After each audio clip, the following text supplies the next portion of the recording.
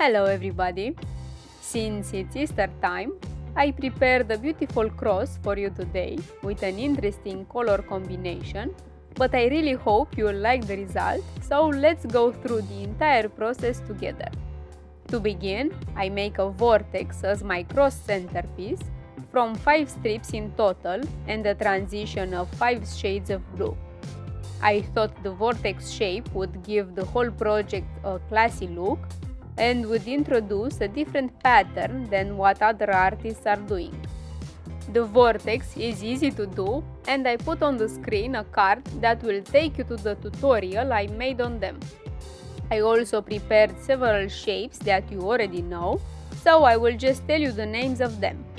If you are new and don't know all the names by heart, all of them can be found in the latest tutorial of mine, which has the 15 most used quilling shapes presented in detail, and if you need to see it, just click the card on the right or find the link in the description.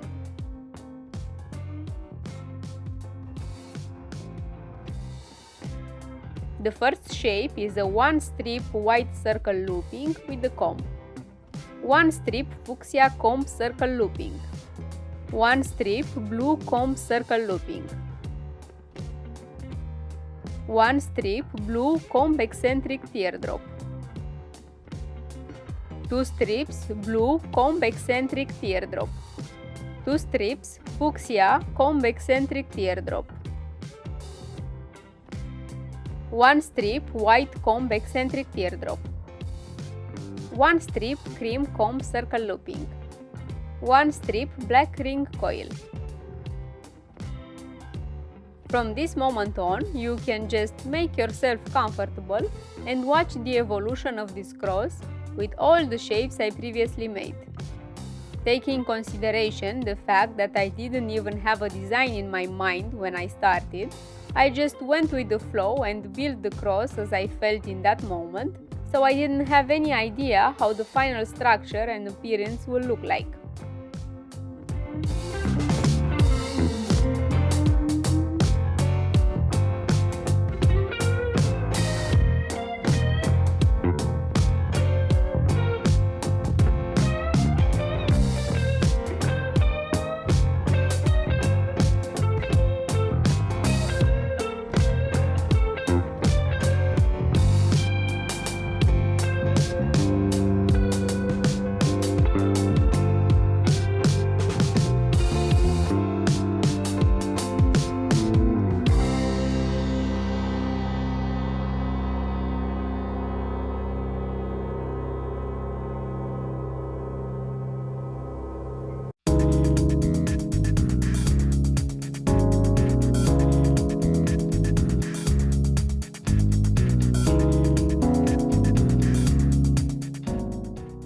I need to specify an important aspect, which is that from time to time I had to make sure my cross is even and the angles are correct, because I did not want to end up with a misshaped cross or misaligned pieces along the way.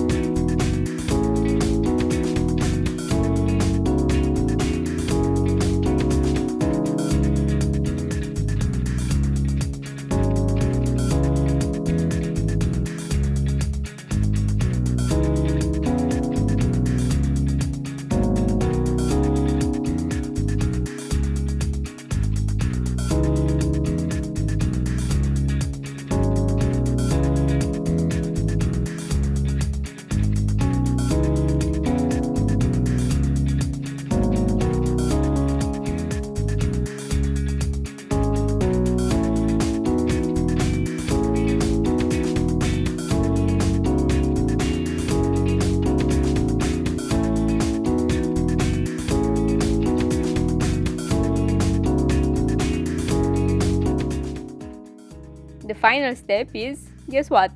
That's right, some sparkle and brightness given by some Swarovski crystals. I used some red and white colored ones, placing them in strategic points along my design, and they fit great and give a special glow to my cross.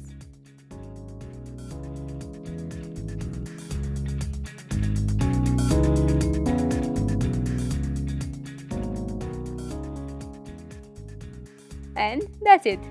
How do you like the result? Let me know in the comments if you would change anything.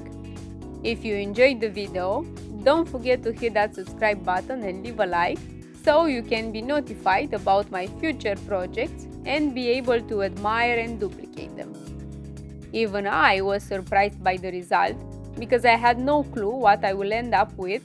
I seriously considered I might not even upload this video if I wouldn't be satisfied with the final shape and design of the cross.